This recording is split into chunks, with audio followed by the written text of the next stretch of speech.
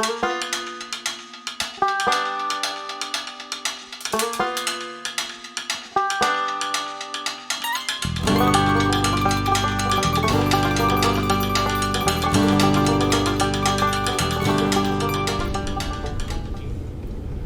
hello, and welcome to the Curmudgeon in the Cellar, numbered edition 199.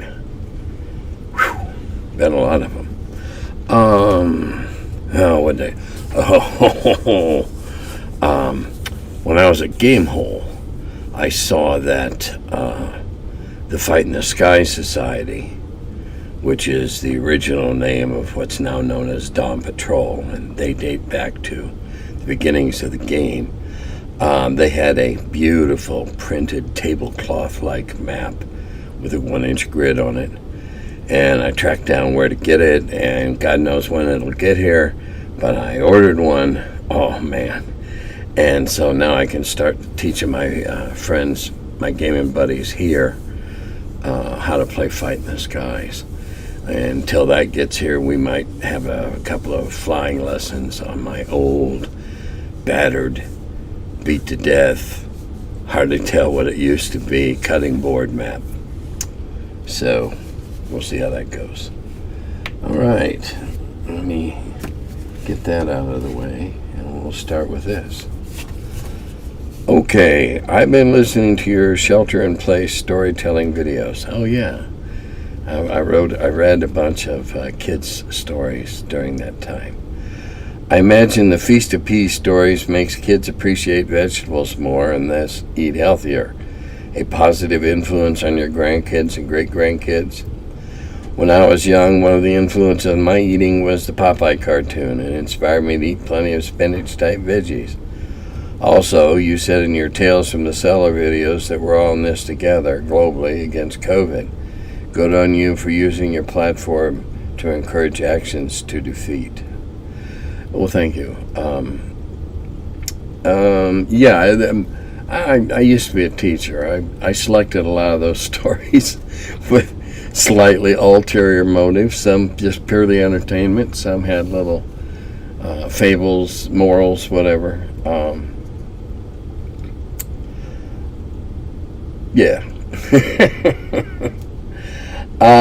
I got some grief for telling people to mask up and that, but I don't really give a shit. If they weren't smart enough to see the benefits, well. I like the idea of clerics being allowed piercing weapons against the undead and the unholy, extra-planetary aberrations, aliens, demons, devils, those with no redeemable properties, while the bludgeoning maces and hammers against the living creatures. Well, that is the whole thing. It's shedding blood. Undead don't have blood. Demons have ichor. They don't have blood. And if you aren't shedding blood, then, whatever juice they got inside's fair game. I mean, if you want to be a strict interpretationist. Okay, now this individual is begging my pardon because they use the Latin term res gestae in the Latin sense of things accomplished, not in the legal sense. Okay, well, cool, thanks. Thanks for the compliment. Now I understand what it meant. I should have made it clear. Love your show. Best wishes. Well, thank you. Hey, Tim, do you ever bring your players into different elemental planes? Fire, water, air, earth? If so, which is your personal favorite to play in? Good job with the sponsor, and the new intro looks good. Okay. In the Wheel of Blame, I take them into those environments, not necessarily the plane. Because how you interpret a plane, the plane of air is everything just floating around, there's no gravity, and it's air, and that means that we can breathe it, doesn't it? I don't know how strict you want to be an interpretationist here. In the Wheel of Blame, they might find themselves in the ocean with some weird thing strapped to their back, or whatever, that they're able to breathe. I may put them into a zero grav situation where there are things there that enable them to compensate for it. But I like doing those type of things. Take them underground in no light whatsoever, or in a darkness that swallows their torchlight. The fire element, that's kind of rough to take them to the plane of fire. I might put them down, next to a boiling pit of magma, but even that would roast them. So in that regard, I'd have to give them, funny suits that they'd be in, or else some kind of amulet or belt or whatever of, fire protection, or, But to the planes, well, not necessarily. Now, this next comment was a comment to this one, and then we'll go on from here. I think air is the only practical one to play on. The plane of Earth has no air. Well, that doesn't say that, did it? And as soon as you get there, you would be crushed by an infinite weight of Earth. Well, that's an argument, but that's positing that the plane of air is in the middle of a ball or a cube or whatever, a volume of Earth. That's making an assumption. Fire is filled with toxic smoke, and of course fire would burn your lungs and cause you to suffocate in no time if you don't burn to death first. Water might be possible if you can breathe water, but there's no light because the water is infinitely deep at all levels, which would likely see you crushed by the pressure as well. Well, no, not necessarily.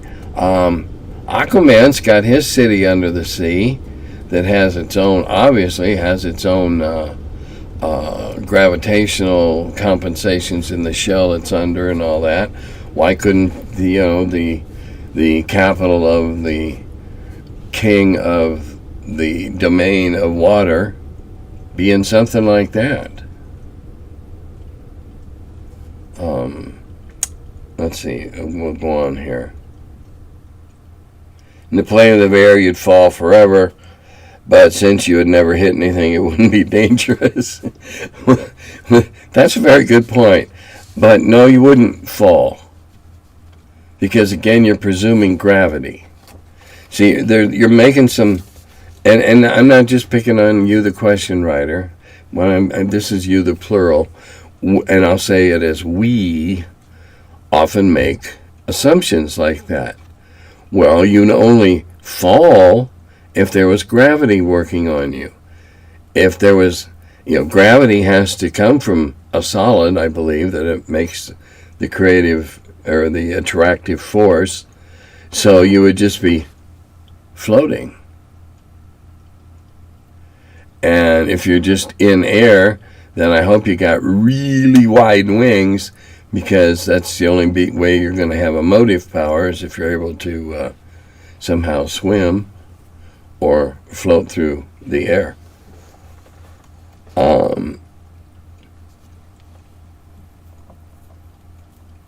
It says you don't leave much room for elemental vacations. That's what you get when you book with a literal travel agency, I guess.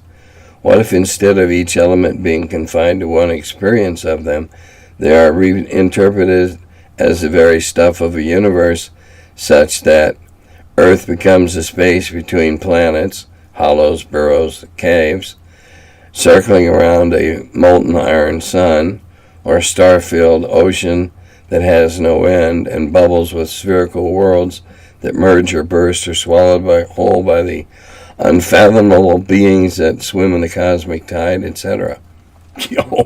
Okay. I've always said whatever floats your boat, and if that's where your boat floats, paddle away, my friend, paddle away.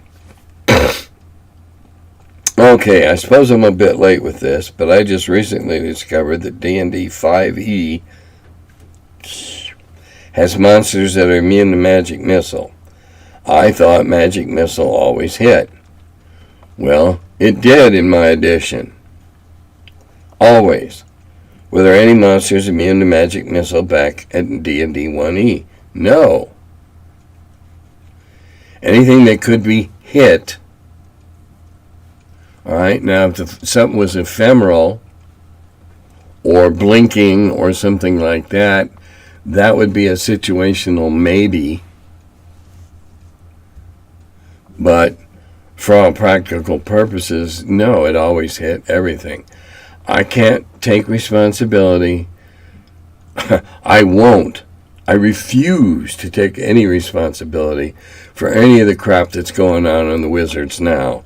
5e is not necessarily a bad thing altogether. It sells like hotcakes, I grant you. But the way it's played is not my cup of tea. And I take no responsibility for any of the way that they screwed up the rules. Not my fault. I divide NPCs in a party into 3 types: simple hirelings, henchmen or retainers, and NPC party members. Hirelings are usually level 0 or 1, work for a wage or a smaller portion of loot agreed upon beforehand, and only advance in level if they distinguish themselves somehow. They also are subject to morale rules and might run away or backstab the party. Henchmen retainers are attached to a party member who they look up to and work under, generally getting a portion of that party member's loot, and will also take a portion of their leader's cap, of their leader's experience. I should be wearing my glasses, sorry. If they're less than 1 or 2, or less than 1/2 the leader's level, they get the experience until they're no longer less than 1/2. Well, that's an interesting idea. Henchmen are limited by a character's charisma and may roll morale between adventures to see if they continue to follow their leader, but don't normally flee or turn on their employer during the course of an adventure. NPC party members are what happens when a near, equal, or higher level NPC joins a party. They normally won't serve under someone who isn't their superior, but may be convinced to join in as an equal. They get a full share of the experience and treasure. Sounds like a most orderly way to run things. There were many campaigns in years past that were run in systems, worlds, that now would be considered horrendously incorrect. Forceful servitude being one of them.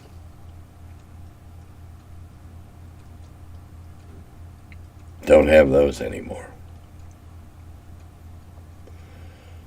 Okay. Dear Tim, can you please explain what the Judges Guild meant to D&D and how you personally saw them when they first started selling scenarios or modules? Looking back now, how do you evaluate their contributions to the success of the hobby, and more specifically TSR? Oh, and apparently this was didn't make the cut for the last one because I must have missed it, or in reordering sometimes as I do, things get lopped. Anyway, it's a good question. And if that happens to you and you think, gee, why didn't he do that? Well, I answer most of them. I'll just leave it at that.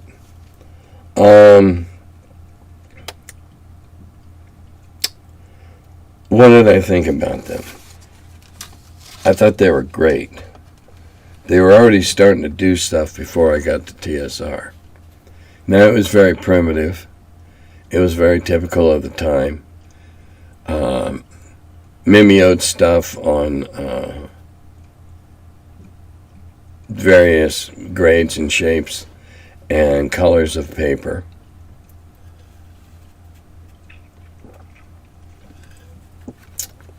One thing would be all blue, and the next thing would be all pink, and then something would be all yellow. I think that was probably as much keeping track of inventory as anything else, because they never did have a lot of art. They didn't rely on it.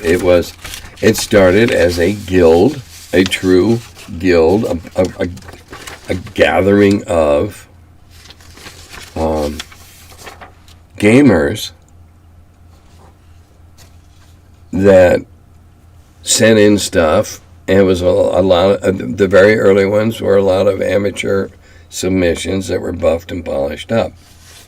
Before I got there, I don't know if it was Gary or Brian that was looking over the stuff, or it may be that they started to veer afield, and when I got there they said, stop that. I don't know the motivation behind why I was assigned that. I thought that they were a magnificent tool to help us grow. At the time that they were coming out with stuff, the biggest hurdle we had to getting people to play it continually is the lack of imagination or the lack of example on how to create an adventure or even design a dungeon. Judges Guild came out with bunches of stuff. Bunches of stuff. Here's all these examples. Here's all these ideas. I believe in the early stuff there was new magic items and stuff like that.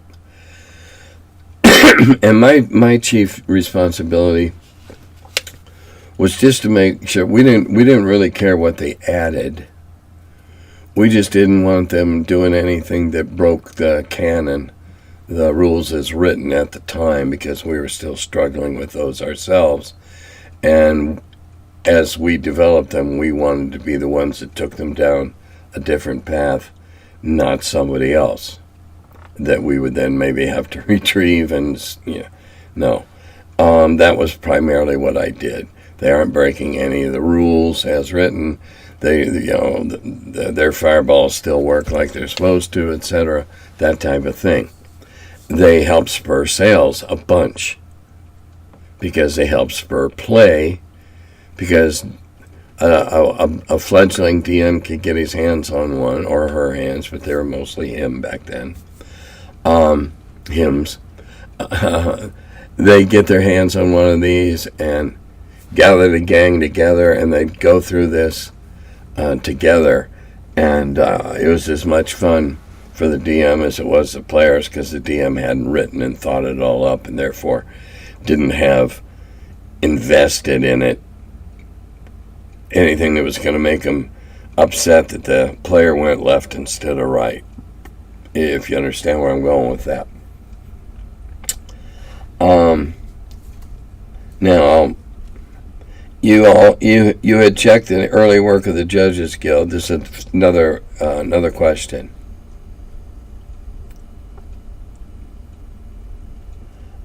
You checked the early work of the Guild for infringement.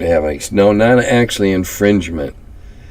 We were happy to let them do what they were doing then. They were doing it with TSR's permission. So you can't really infringe on something you have permission to do. And Brian or Gary, probably Gary, was smart enough to know that this would be a good thing to let other people come together and feed the fire of the game through this vehicle. And it was a good idea. Was there anything that stands out, or maybe something you would have liked to have thought of first before them? Was there other TSR-like publishers you watched? I thought Tunnels and Trolls was a direct ripoff. I believe Gary and Brian, in their hubris, figured nothing would ever come of it. That's also my opinion that the person that created most of it is an unprincipled clown. But that's neither here nor there. He'll never see this anyway, and if he did, I wouldn't care, because I'd tell that to him to his face. No, there wasn't really anybody else like the Guild. There were fanzines, but a module was way, way, way too big to use in a fanzine, when a fanzine might have 15 authors that were all turning in 3 or 4 page, because remember, these were just typed, 3 or 4 and perhaps 5 page pieces that were then all stapled together and mailed out, and everybody was using a different color to send. You wrote your stuff, and then however many were going out that month, you made that many copies in one color of paper, so that when you got the fanzine, you could see roughly where the big pieces were, where, you know, when you're thumbing through them, you knew it was on goldenrod paper, you could find it. They weren't really doing that. They were suggesting lots of magic items and stuff like that, and that was fine. The only time that got a little weird was when the East Coast players took the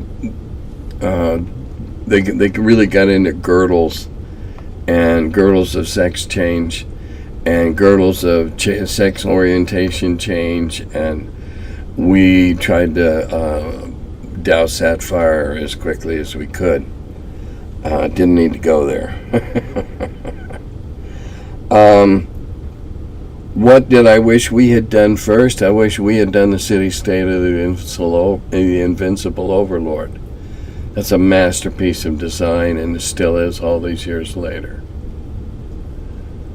I thought that when we came out with the G series, we forged a new path and a much less wordy, detailed adventure, and we linked them together, and we watched what the Guild did and what they did well and what didn't work for them, or which we didn't care for. And so then we got into realized, I think it was probably Brian, realized that there was a lot of money to be made there. So, oh yeah, hell, let's publish modules. So we did it in the strange way that we did. Okay, new topic. Hey Tim, how do you deal with cursed swords? For example, a long sword, -1. And can creatures that can only be hit by magical weapons, for example, wights. Okay. Do you count cursed swords as magical for the purposes of hitting such creatures? Yes. I consider magical any weapon that has an enchantment laid upon it. Whether that enchantment be a blessing or a curse, it's still magical. So yeah, the -1 cursed longsword will still hit wights at 1 harder. You know, you're going to lose a pip on your 20. Certainly. It's still magical because it has this curse laid on it. I believe there's several different ways have been written up on how you get a curse lifted. Find a high wizard and pay him a lot of money and yada, yada, yada, yada. And if it's, you know, that great a sword, if you get the curse lifted and all of a sudden it goes from a -1 to a +3, well, hey, that might be worth whatever it's going to cost you. But if it just goes from -1 to 0, yeah, okay, but it is magical. Anything with an enchantment laid on it, whether it's evil or good, it's an enchantment, something otherworldly. That's the way it works in my world. Your mileage may vary. Okay, and all right, he goes on to say that he asked Frank Mincer this same question. He suggested I choose what to do about it myself. I knew I could do that, however, I'm curious what you earliest DMs do, And curious, what were the original intentions of the game designers that, no, that should be an IE, not an EG. Gary and Dave, not Dale. Anyway,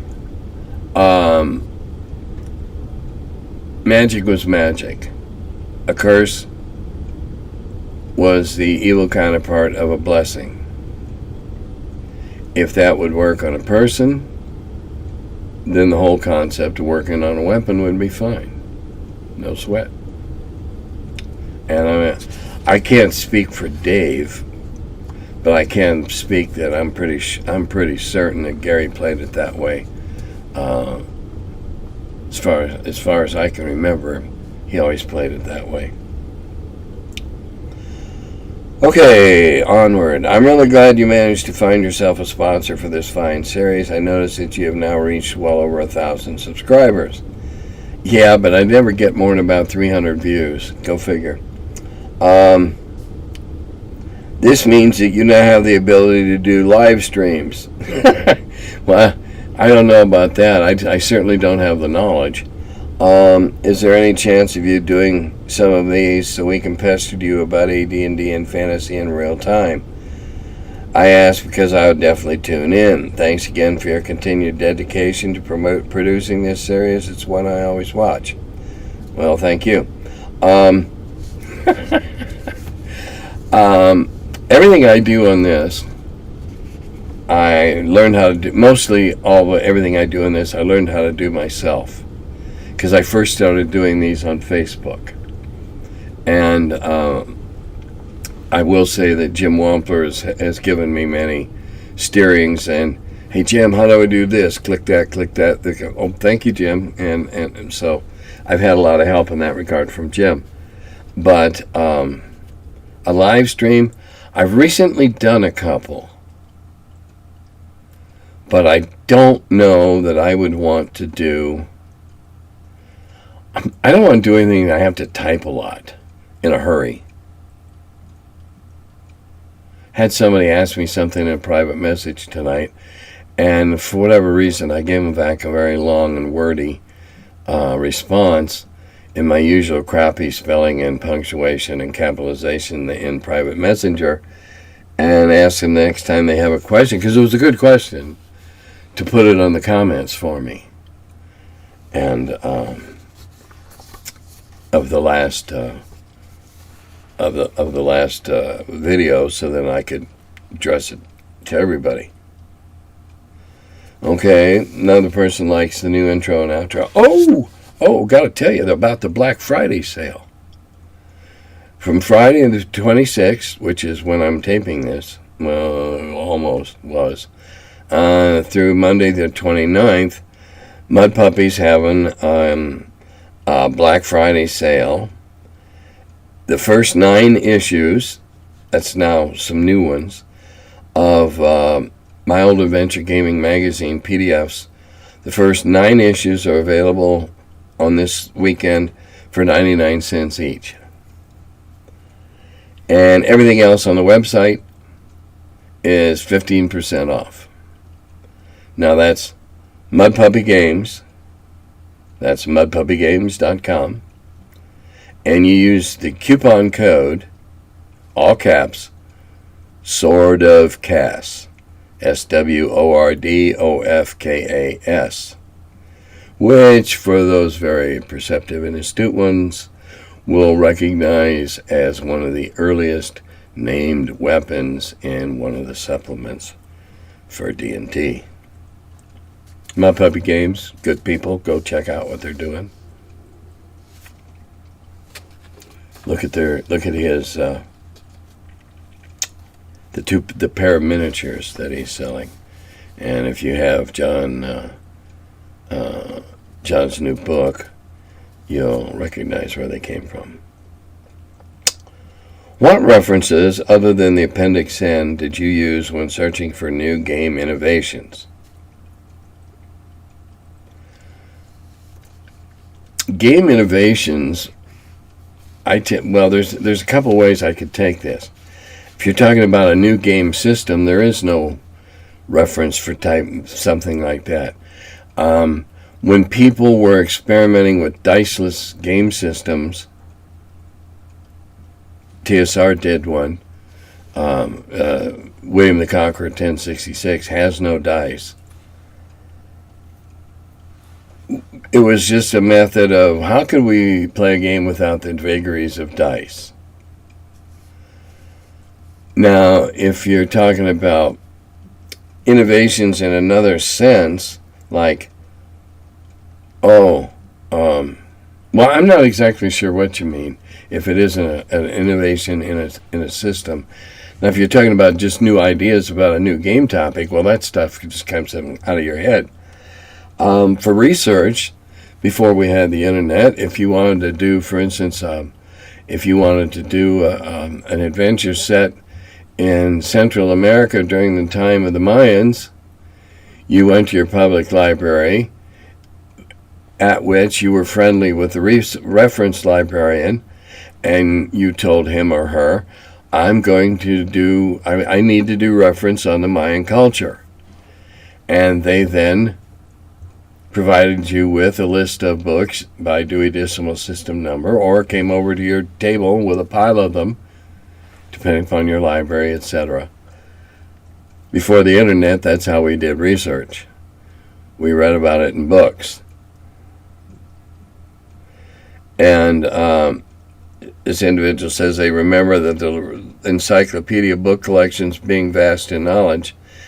It's laughable that the encyclopedia was the internet of the day. No, it's not. No, it's not laughable. Pitiable, perhaps, but even that's not necessarily historically correct. I don't think it's fair. Yeah, my great-grandkids can walk around with a telephone, and once they get old enough, they have access to all the knowledge in the world, and all the bullshit, and all the public opinion, whether it's true or not, and all the Looney Toonies, and all that as well. Good or bad, I don't know. Future generations will be the judge of that. Not laughable, pitiable, perhaps. I'm going to be 73 in a few weeks.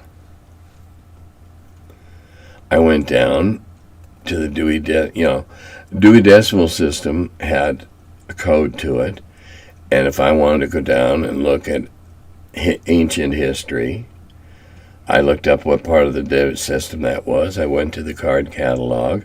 I went to those numbers, and then I looked through a card at a time for titles, and I wrote down what they were, and then I went and found them in the stack, so they brought them up for me. Now especially the kids today with their amazing thumbs.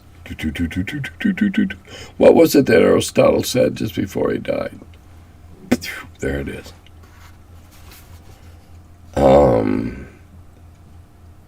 References in game design might have been something we saw that said, oh shit, we can do that better. I'm considering picking up an older Avalon Hill war game. I've been considering two options, either a game called D-Day, the other is called Panzer Leader. Let me tell you about those two. I am infinitely familiar with both those games. D-Day was my first war game. And of course, it will always be like the first time you tasted an exquisite cherry pie, or your first sweetheart, or the first Valentine's that somebody slipped into your desk at school and you had no idea who it was. It's always going to have a special moment, a special thing. So, that said, it's not a bad game to cut your teeth on, but it's somewhat limited in that it has little or no replayability beyond 6 or 8 playings. That's 3 or 4 on each side. If you have a number of potential players to play against, you might get a few more, especially if they played it before. Now, Panzer Leader, on the other hand,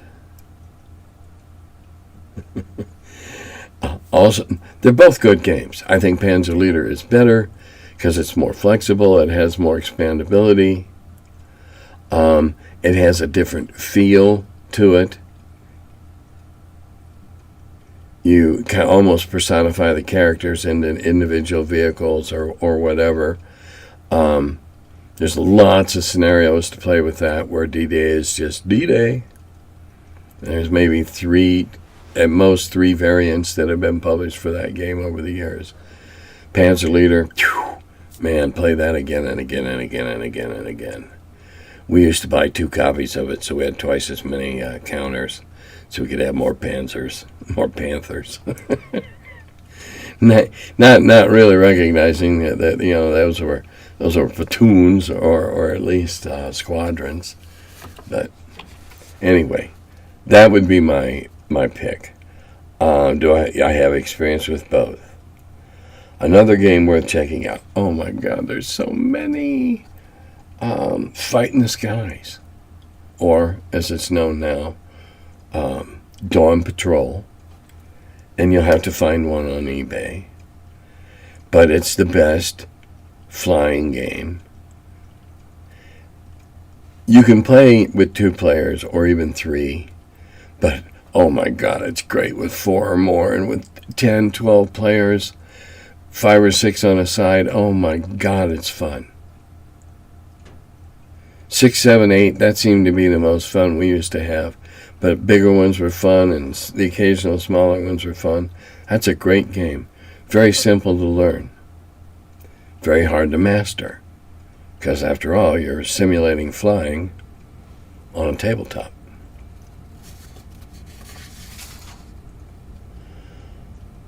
Okay, this is a long, involved one.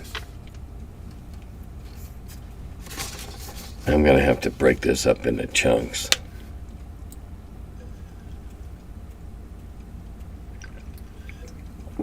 Pardon me, I need to lubricate now. Okay, fantastic blanket. You're going to cosplay an ant in front of it. No, and it's not a blanket. It's a really, really thin tapestry printed thing. I mean, you'd have to fold that up 3 times on itself and wrap it around your neck to have it warm enough to be a scarf. And no, I don't. I don't cosplay trees. I appreciate that much critical thinking has been suspended recently. Aren't kobolds bred to be slaves, and can slaves make use of freedom?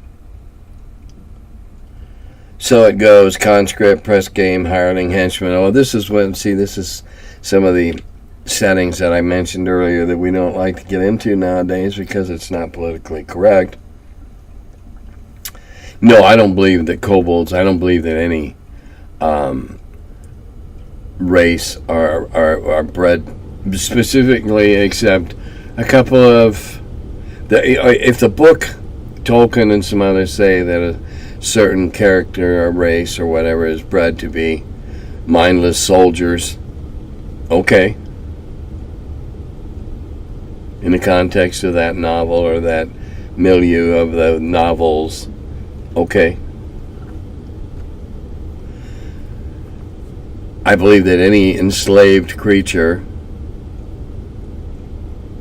has a right to be free. Now, whether or not they'd starve to death or get trampled in a herd of elephants or whatever, better to die a free man than to die a slave. My opinion.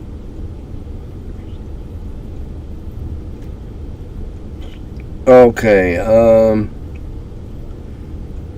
subclass, he wants to have a +1 vagabond monk. Okay, the gist of this. Do I think TNT would be good for PTSD vets? I deal with the homeless variety, and I think so. I also think that it should be sponsored by the VA to have DMs not afraid of outbursts, especially since the lockdowns have closed both my local gaming stores.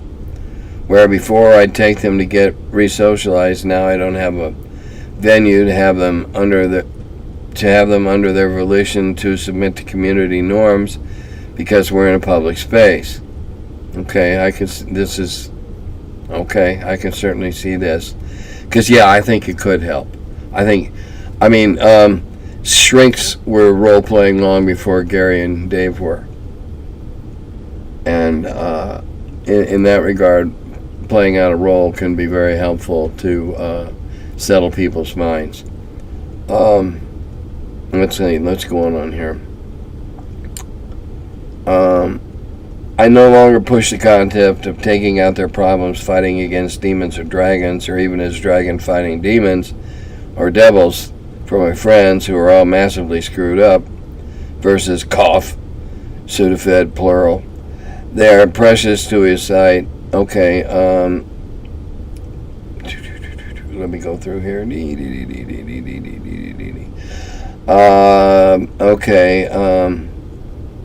Let's see. I moved from Vermont to South Carolina. No one here knows winter.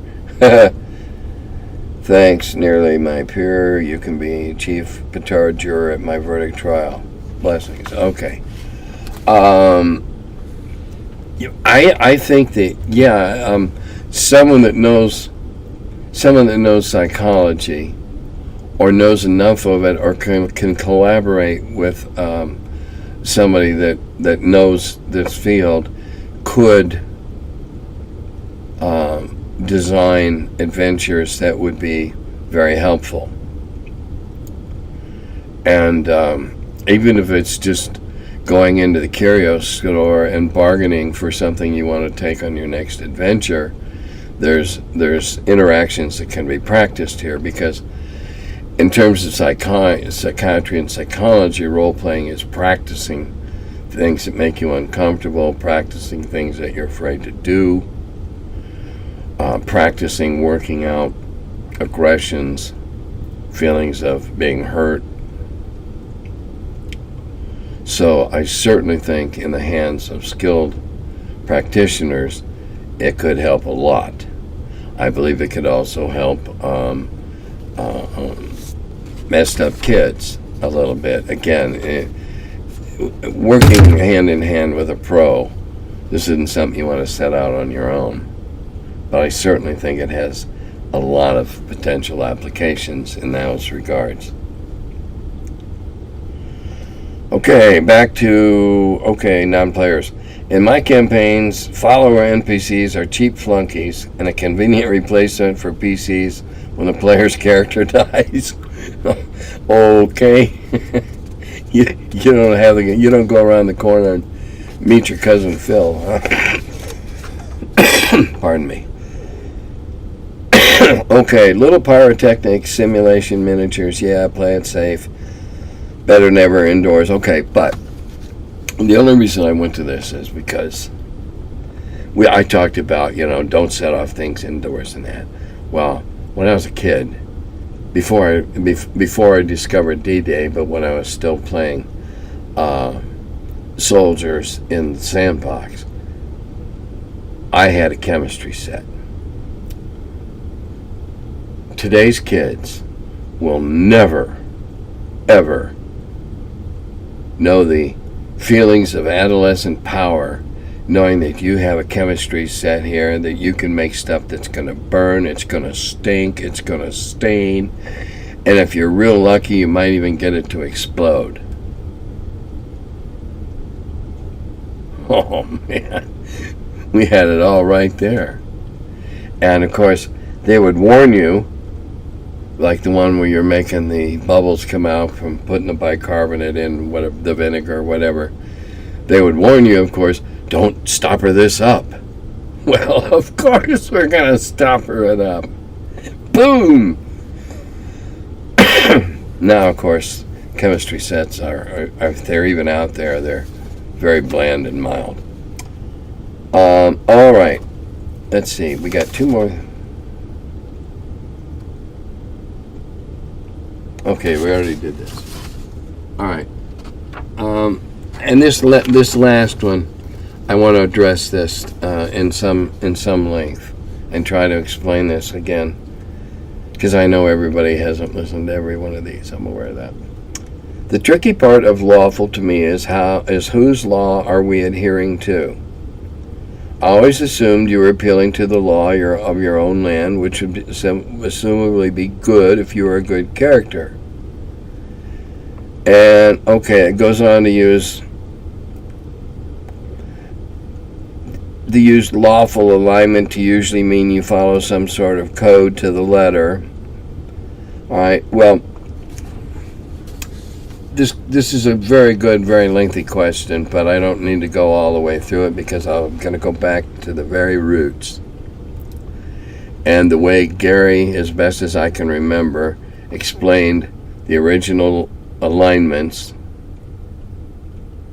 lawful, neutral, and chaotic, to me, and what they meant when we published that article in the Dragon that showed all the variations with the good and the evil and the neutral again, which how you got a neutral alignment.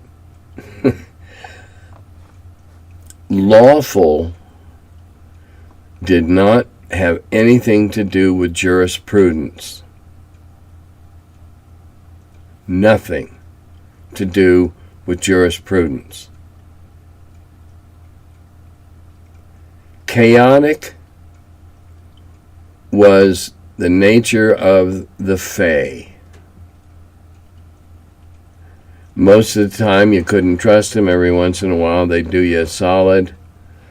More often than not they didn't, but they could not be predicted. You never knew how to approach, and I'm using the Fae as an example. Elves, whatever, pixies, whatever. Where the D&D monsters come from, or the legends of the Fae. Lawful was the behavior that you could expect, predict. Didn't have anything to do with jurisprudence, didn't have anything to do with Judge Roy Bean, though we may come back to him in a minute. Lawful meant that a creature could be expected to respond to you or to a circumstance pretty much the same every time.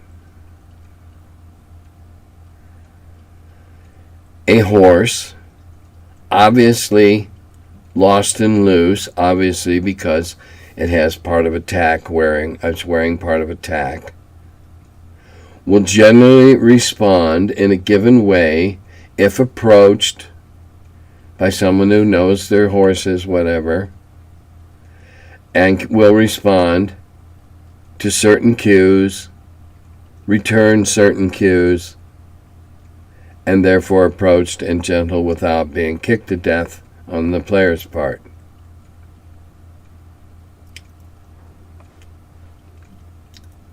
Coming up against a wounded something, anything, they're no longer lawful because now they're allowed to react in any number of different ways, unpredictably. Chaotic was unpredictable. Lawful was predictable. We decided we had to expand on this because of the confusion that was arising, because we were trying to encompass and encapsulate the idea of alignment. So we put out the chart with lawful, neutral, chaotic, good, neutral, evil. Now we got 9 boxes, 9 different shades of alignment. Now good and evil is where jurisprudence and Judge Roy Bean come in. You can be this part gets tricky.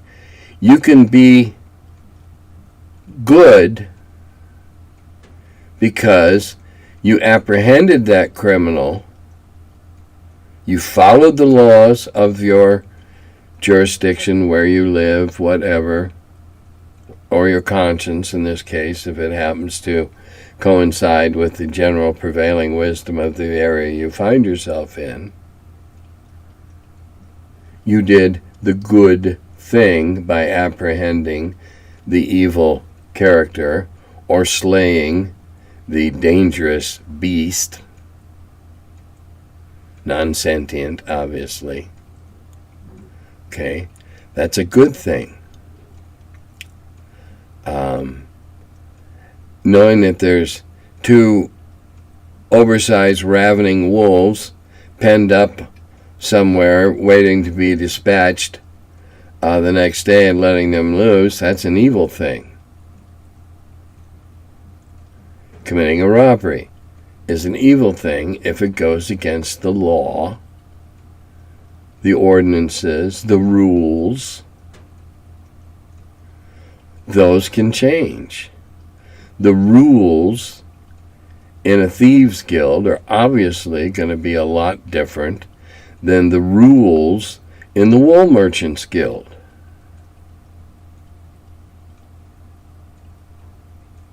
The wool merchants' guild is going to be more likely be lawful and good.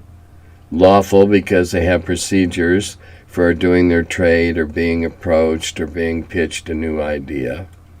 And good, for the most part, because they're following the laws. So they are lawful and they are good. Now the Thieves Guild, on the other hand, thieves tend to be, depending upon how you want to look at them, if you take the traditional Oxford English Dictionary, a thief is an evil person because they steal. Now we kind of float around that idea in role-playing games with our rogues. We even changed the name. They still do the same stuff. Pick locks and steal stuff. Or liberate stuff. Of course, it's okay if they do it on the behalf of the party, but then that makes the party liable in some karma sort of way. Pardon me?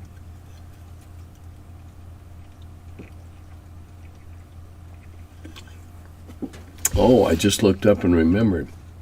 The Wheel of Blame is going to be in Okinawa next month.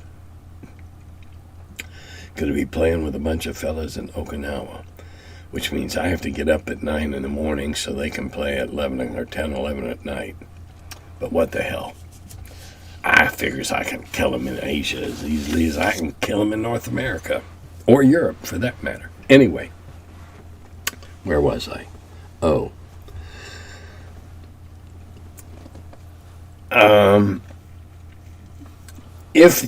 Now we'll take some of the quandaries and some of the conundrums, the classic ones. Nazi Germany. All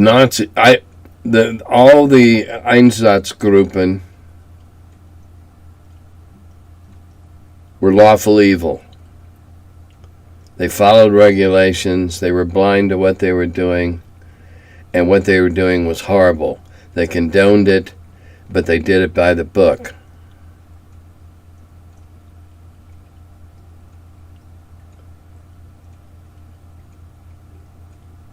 That's the most heinous example I can give you.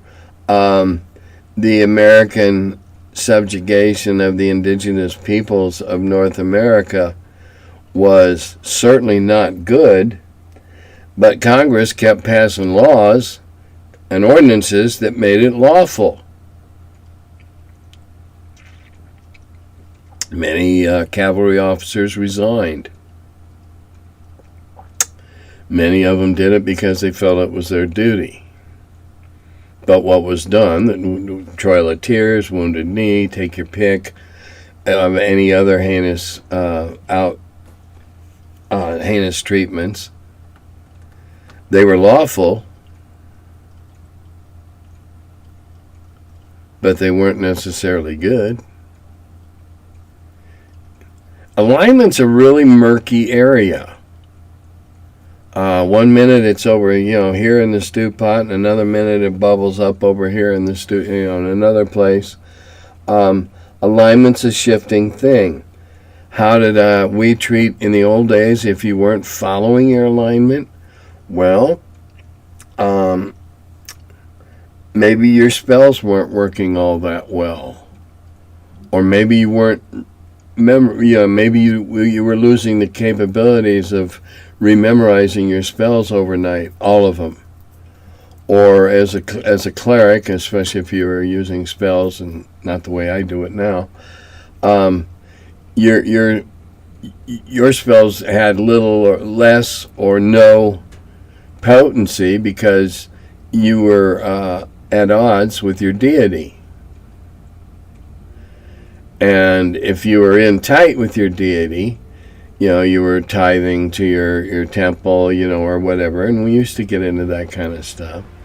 Well, then your deity may help out and kick you an extra spell, or give you, a little better chance of, getting a good result if it's a variable result spell. There is no hard and fast rule on lawful and on alignment. I want to say you should have a feel for it. And I'll go back to the example I gave you of the game I ran for all these guys that learned how to play in prison.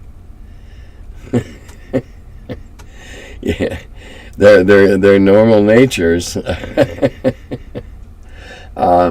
were not good.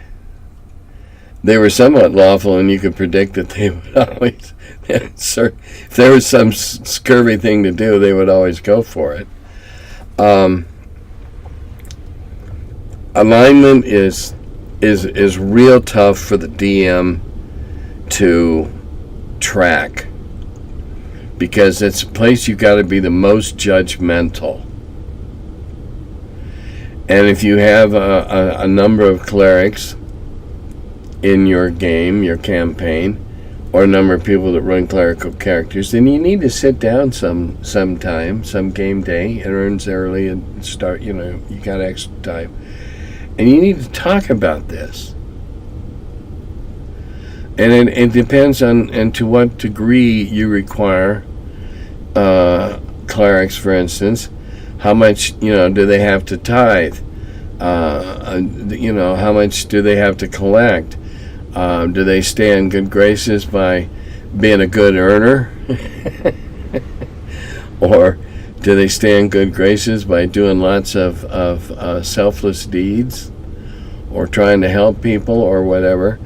You, as the DM, now have to become a very shrewd and perceptive judge if you want to go that way.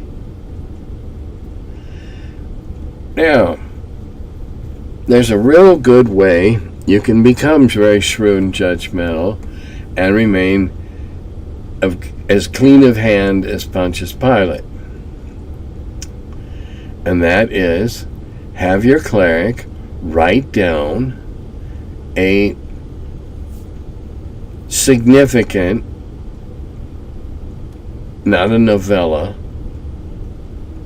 a significant description of the God they worship. If this is where your campaign goes, the God they worship, what their rationale is, what the God's known for, agriculture, husbandry, whatever, what they think are, reasonable requirements or contributions, whether it's 10% of everything they take in, or 40% of everything they take in, or everything they take in, or they're able to garner, or whatever.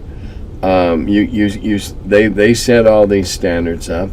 You now have a copy, and when they violate their self-set standards, crack them.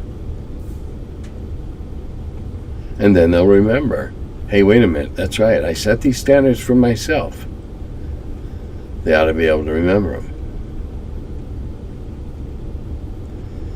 Clerics and alignment are the most jiggly juggly to balance, to stay in good with your deity or your pantheon, or however you handle it in your campaigns.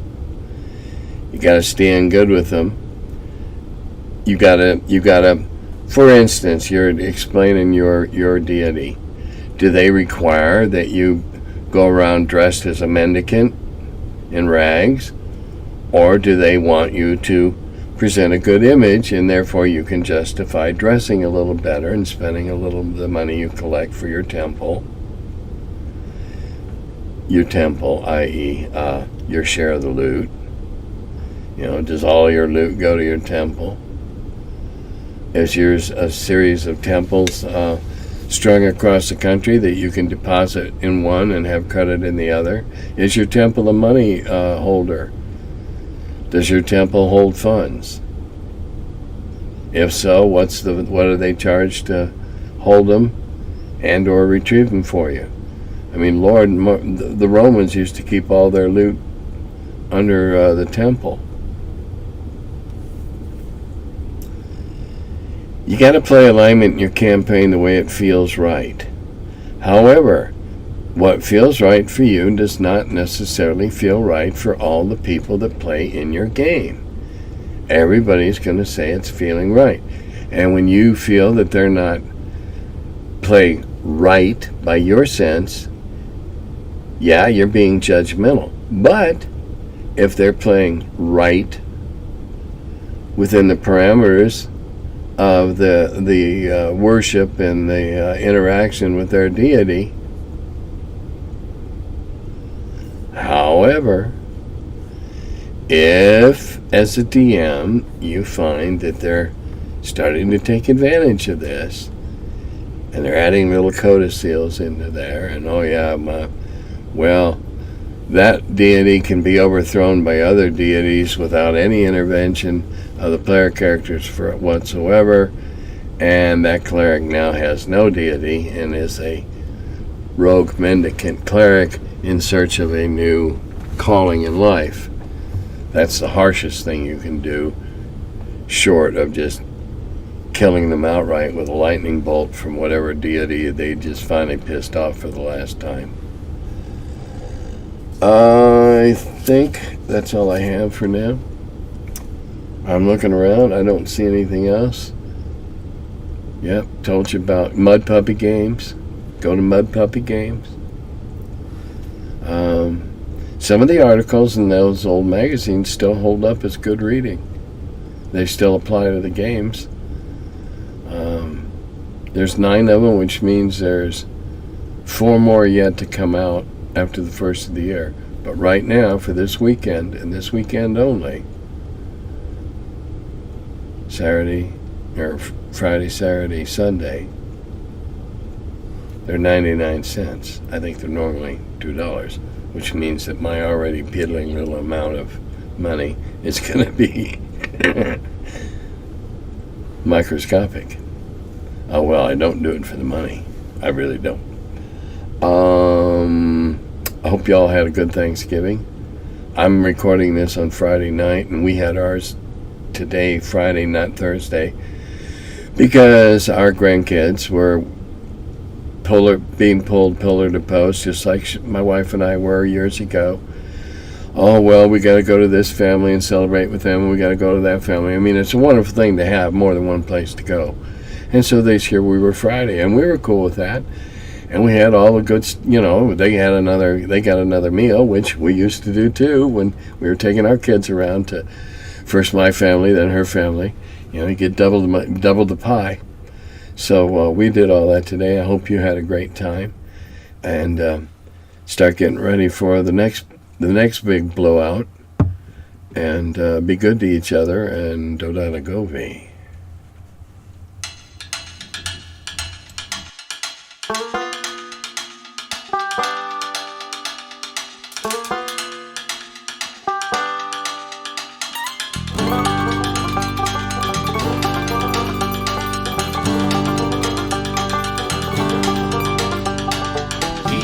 Curmudgeon who wrote about the dungeons. Now he's the feller, live from the cellar. talks about D&D and old school RPGs. Still quite a feller, a curmudgeon in the cellar. Last man around when them rates went down. Calling Gary in that Lake Geneva town. Hey Gary, it's an awful mess. Let me edit, we'll have success. D&D and Dragon Magazine. He's a curmudgeon who wrote about the dungeons. Now he's the feller, live from the cellar. Talks about D&D and old school RPGs, but he's still quite the feller, a curmudgeon in the cellar. Magic missile, it's a mortar shell. Make it hit in the first level spell. Brought psionics to the game to attack that wizard's brain. TSR and fantasy, collection of micro armory. Titan with tramp under a tree, High as could be. He's the curmudgeon who wrote about the dungeons. Now he's the feller, live from the cellar. Talks about D&D and old school RPGs, but he's still quite the feller, the curmudgeon in the cellar. still quite the feller, the curmudgeon in the cellar.